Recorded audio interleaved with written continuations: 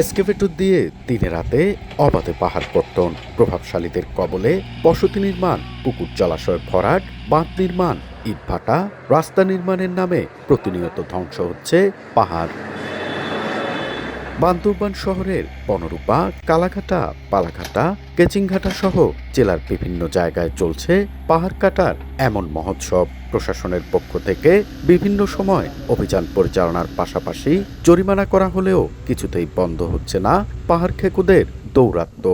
এতে দিন দিন বাড়ছে ভূমি ও পাহাড় ধসের ঝুঁকি, প্রায় সময় ঘটে প্রাণহানির ঘটনাও। জীববৈচিত্র্য রক্ষায় নামে বেনামে পাহাড় কাটা বন্ধে প্রশাসনের কঠোর হস্তক্ষেপ চান এলাকাবাসী। প্রশাসন নির্দিষ্ট কিছু কর্মকর্তারা সংশ্লিষ্ট একটা মহল হয়ে তারা এই কুচক্রী মহলে পাহাড় কাটার পিছনে তারা লেগে থাকে। 2 দিন অভিযান চলে, তারপর 12 মাসই এই অভিযানটা বন্ধ থাকে।